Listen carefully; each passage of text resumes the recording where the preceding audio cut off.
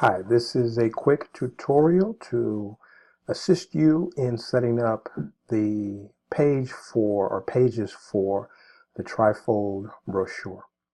First, we will in InDesign create a new document, and we want to go 8.5 by 11. If you don't see that over here, just click on print and then scroll through here. There is 8.5 by 11. We want to make this landscape, turn off facing pages, and let's scroll down here and see what we have. We will want 2 pages, which is fine for now, and we want to, our margins are set at 0.5, which is fine. The bleed, let's set that at 0.125 for all of those. The slug, we won't worry about that now. And create. So here's our page. We have a generous amount of margin, and for the brochure, I think this is too much. So I'm going to go up to layout, margins, change this to 0.25. That's a little better. Okay. Now we will, of course, this is going to be 3 panels, so we want to divide this into 3. So we'll go back up to layout, margins and columns, and number of columns. We want this to be 3. Now we have our margin here, which is from here to here, set at 0.25. By the way, this is the bleed over here. There's a little area. This is the bleed. So we have 3 columns, 1, 2, 3, and we want to divide them evenly, and this does it automatically. But this is the gutter, this space in the middle. And what we want this to be is actually 2 times what this is.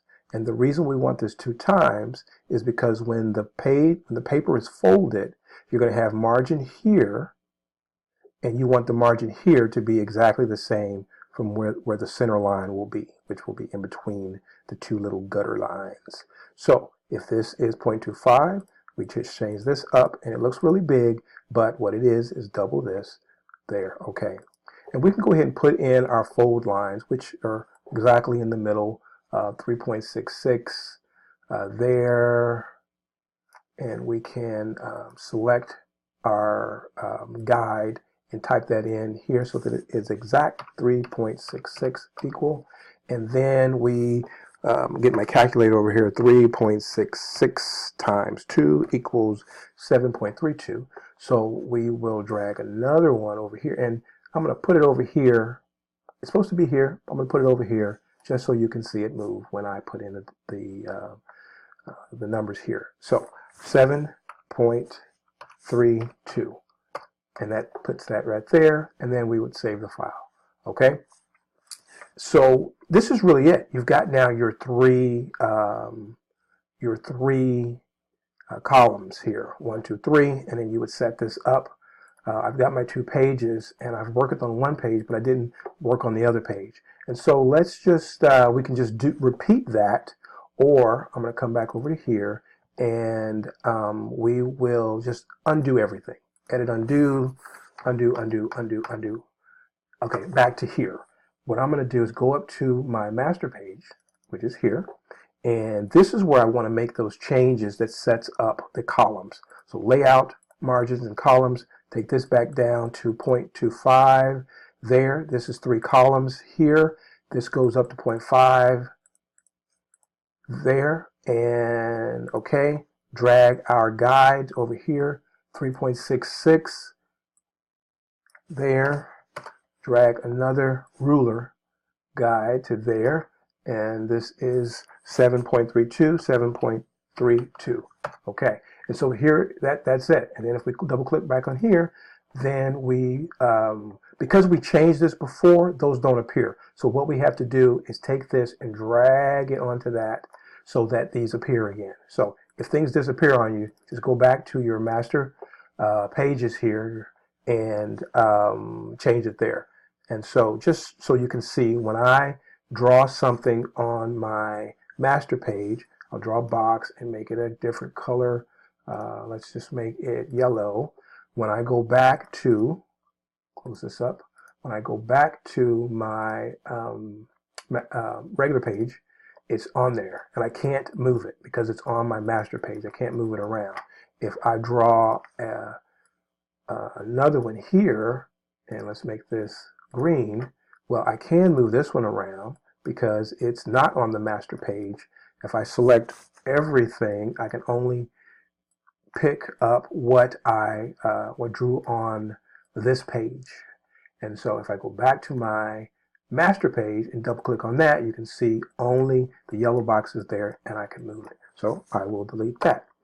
Okay, so back on here, this is if this were maybe for pasta or more, if we were doing the front page, it goes to here, and you want this to go all the way down to the bleed, so that when you put on your trim marks and everything, when you export your PDF, it will export correctly.